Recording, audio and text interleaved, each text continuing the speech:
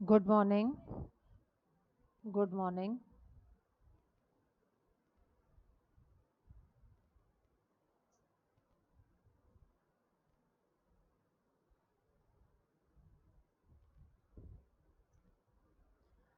आज हम लोग हिंदी लैंग्वेज पढ़ेंगे। हिंदी लैंग्वेज में हम लोग चैप्टर नंबर 3 पढ़ेंगे, शब्द विचार। कौन सा चैप्टर पढ़ेंगे? शब्द विचार। शब्द वह ध्वनि है जिनसे हम भाषा का प्रयोग करते हैं। प्रत्येक शब्द का अपना एक अर्थ होता है। एक से अधिक वर्णों के मेल से शब्द बनता है। बच्चों, शब्द कब बनता है? जब हम एक या एक से अधिक वर्ण इस्तेमाल करते हैं। उदाहरण के लिए माता, माता शब्द को ले लें। माँ प्लस आ प्लस ता प्लस आ, इसमें कितने वर्ण हैं? 4 वर्ण। 4 वर्णों के मेल से एक शब्द बना जिसे हमने माता कहा।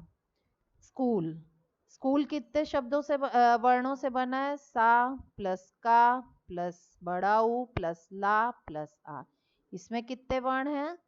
5 वर्ण हैं। कई शब्दों के मेल से एक वाक्य बनता है। वाक्य कब बनता है? जब कई शब्द जुड़ जाते हैं। अतः हम कह सकते हैं जिन शब्दों का प्रयोग हम वाक्य में करते हैं, वाक्य में हम जिन शब्दों का प्रयोग करते हैं, नहीं, अतः हम कह सकते हैं कि शब्दों के प्रयोग ही वाक्य में होता है। जब शब्दों का प्रयोग वाक्य में किया जाता है तो उसे पद कहते हैं। देखिए, जिन वर्ण समूह का कोई अर्थ होता है उसे शब्द कहते हैं। शब्द से हम शुरू कर रहे हैं ना, शब्द विचार पे पाठ है, तो शब्द किसे कहते हैं? शब्द उसे कहते हैं जिन वर्ण समूह का कोई अर्थ होता है। सामान्य शब्द भेद। शब्द के 2 प्रकार होते हैं, सार्थक शब्द, निरर्थक शब्द। सार्थक शब्द मतलब मीनिंगफुल वर्ड्स।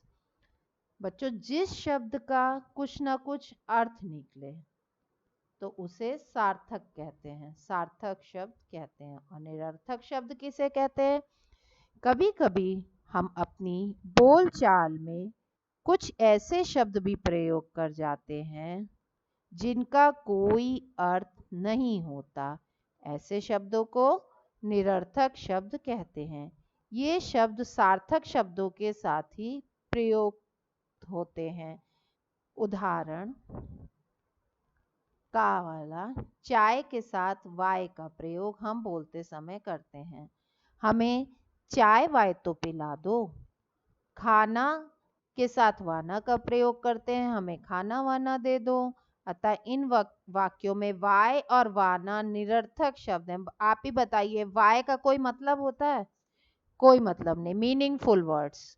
वाना, वाना का भी कोई अर्थ कोई मतलब नहीं है। Meaningful words. शब्द के प्रकार, शब्द पे है पाठ, शब्द के प्रकार, काइंड्स ऑफ वर्ड्स। शब्दों का वर्गीकरण 4 आधार पर किया गया है। उत्पत्ति के आधार पर, रचना के आधार पर, प्रयोग के आधार पर, अर्थ के आधार पर। उत्पत्ति मतलब कहाँ से वो, उनकी उत्पत्ति, उनका बर्थ, रचना उनका स्ट्रक्चर कैसा है, प्रयोग हम किस तरीके से उसका यूटिलाइज करते हैं, अर्थ के आधार पर उसका मीनिंग कैसे होता है। चलिए, सबसे पहले आ जाते हैं उत्पत्ति के आधार पर शब्दों का भेद। उत्पत्ति के आधार पर भी शब्दों के 4 भेद होते हैं, तत्सम शब्द, तद्भव शब्द, देशज शब्द और विदेशी शब्द। सबसे पहले तत्सम शब्द, संस्कृत वर्ड्स। संस्कृत भाषा के वे शब्द जो हिंदी भाषा में प्रयुक्त होते हैं उन्हें तत्सम शब्द कहते हैं। हिंदी भाषा का जन्म भी संस्कृत से हुआ है, अतः हिंदी भाषा में संस्कृत के अनेक शब्दों को प्रयोग किया जाता है। ये शब्द ऐसे होते हैं जिन्हें जो बिना किसी परिवर्तन के हिंदी भाषा में प्रयुक्त होते हैं, जैसे उच्च, अक्ष, बालक, कटु, मयूर, चंद्र, रात्रि आदि। ठीक है। अब तद्भव शब्द। तद्भव शब्द मॉडिफाई वर्ड्स, संस्कृत के वे शब्द जो आप, अच्छा भी सब बच्चे रामायण देखते थे, उसमें क्या बोलते थे? माता। हाँ, तो माता शब्द एक तरीके से संस्कृत शब्द है, आप माँ कहते हैं। ठीक है। अब आप लोग मम्मी कहने लगे हैं, तो ये सब शब्दों के रूप हैं। संस्कृत के वे शब्द जो अपने रूप परिवर्तन के साथ हिंदी भाषा में प्रयोग किए जाते हैं उन्हें तद्भव शब्द कहते हैं, जैसे आंख, ऊंचा, दूध, चांद आदि। ठीक है, ये तद्भव शब्द है। अब देशज शब्द, नेटिव वर्ड्स, वे शब्द जो क्षेत्रीय प्रभाव के कारण आवश्यकता और परिस्थिति के अनुसार हिंदी भाषा में प्रचलित हुए उन्हें देशज शब्द कहते हैं, जैसे थैला, जूता, गाड़ी, पेट, खटखटाना आदि। ठीक। विदेशी शब्द, फॉरेन वर्ड्स, वे शब्द जो विदेशी जातियों के आगमन के कारण उनकी भाषा अनेक हिंदी भाषा में आ गए, उन्हें विदेशी शब्द कहते हैं। चलिए अब देखें कौन कौन से विदेशी शब्द हैं। अंग्रेजी शब्द बोतल, cycle, copy, school, doctor, pen, cigarette, radio, ticket, ये सब अंग्रेजी शब्द हैं। अरबी शब्द कसम, वकील, कागज, कानून, अखबार, तूफान, नुकसान, ताकत, कुर्सी, ये सब अरबी शब्द है। फारसी शब्द अचार, कमर, दुकान, जमीन, नमक, गर्दन, जानवर, शेर, दिल। तुर्की शब्द पढ़ लीजिए आप लोग। ठीक है। इसी तरह पुर्तगाली शब्द और चीनी शब्द आए। अब रचना के आधार पर शब्दों का वर्गीकरण कैसे होगा? ठीक है, रचना के आधार पर 3 प्रकार के होते हैं, रूढ़ शब्द, यौगिक शब्द और योग रूढ़ शब्द। रूढ़ शब्द ट्रेडिशनल वर्ड्स, जो शब्द परंपरा से किसी वस्तु, व्यक्ति, स्थान, प्राणी, भाव आदि के लिए प्रयोग में लाए जाते हैं उन्हें रूढ़ शब्द कहते हैं। इन शब्दों के टुकड़े कर दिए जाए तो कोई अर्थ नहीं निकलता। छत, चारता का टुकड़ा करो, कोई अर्थ निकला नहीं। दीवार, कुत्ता, पहाड़, पुस्तक, सेवा, गाड़ी, बल आदि। ठीक है। फिर उसके बाद आ जाता है आपका यौगिक शब्द। यौगिक मीन्स कंबाइंड वर्ड्स, दो अथवा दो से अधिक शब्दों से बने शब्दों को यौगिक शब्द कहते हैं। इनके प्रत्येक खंड का अपना अर्थ होता है, जैसे शिक्षालय, शिक्षा प्लस आलय, दीपावली, दीप प्लस आवली, हिमालय, हिम प्लस आलय, पाठशाला, पाठ प्लस शाला। ठीक है, इसमें क्या किया है हमने? 2 शब्दों को जोड़ दिया है। 2 शब्दों के जोड़ने से क्या बन गए हैं? यौगिक शब्द बन गए हैं। अब योग रूढ़ शब्द, ट्रेडिशनल कंबाइंड वर्ड्स, जो शब्द अपने सामान्य अर्थ को छोड़कर विशेष अर्थ प्रकट करते हैं उन्हें योग रूढ़ शब्द कहा जाता है, जैसे दशानन, जलज, पीतांबर, नीलकंठ, पंकज, चतुर्भुज। ठीक है, आप लोग नेक्स्ट पेज पर आइए। प्रयोग के आधार पर।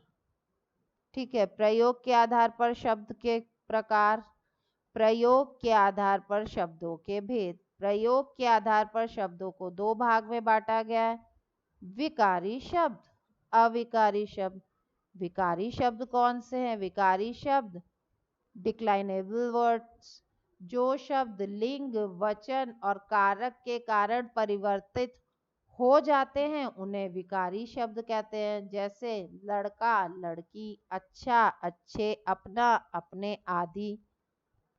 निम्नलिखित शब्द विकारी शब्द हैं संज्ञा, सर्वनाम, विशेषण और क्रिया। अविकारी शब्द वे शब्द जिन पर लिंग वचन कारक का प्रभाव नहीं पड़ता, अविकारी शब्द कहते हैं। ये शब्द ना तो परिवर्तित होते हैं, ना ही इनके अर्थ में कोई परिवर्तन आता है, जैसे अंदर, बाहर, साथ, वह, बिना, अथवा आदि। देखिए इसमें क्रिया विशेषण का क्या हो गया, यहाँ आगे धीरे, समुच्चय बोधक शब्द, किंतु, एवं और, संबोधक शब्द, पास, बाहर, अंदर, विस्मय बोधक, अरे शाबाश। ठीक है, अब नीचे दिया है, एक मिनट, अर्थ के आधार पर शब्दों के भेद। किसके आधार पर? अर्थ के आधार पर। पर्यायवाची, विलोम, एकार्थी शब्द, अनेकार्थी शब्द, अनेक शब्द के लिए एक शब्द। ठीक है, अब इस चैप्टर को आप लोग अच्छे से पढ़िएगा, याद रखने योग्य बातें इनको पढ़ लीजिए। इसको सब मैंने एक्सप्लेन कर दिया है वीडियो में। ठीक है, यही इस चैप्टर की समरी है, इस चैप्टर का निचोड़ है। प्रश्न उत्तर जो बुक पे टिक कर लीजिए चैप्टर वो करके, मैं नेक्स्ट उसमें पीडीएफ बना के आपको इसमें समझा दूंगी।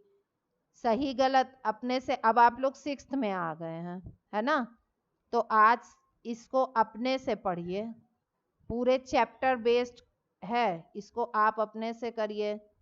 क्वेश्चन नंबर 3 अपने से करिए, क्वेश्चन नंबर 4, 5 नेक्स्ट वीडियो में मैं इसके आंसर बता दूंगी। ठीक है, अभी आप लोग अपने से सर्च करिए, इस समय छुट्टियां, आपके पास कोई काम नहीं है, राइटिंग करिए, Hindi writing, English writing, chapter reading करिए। सब बच्चों के पास बुक्स आ चुकी हैं, सब बच्चे अपना चैप्टर रीडिंग करिए।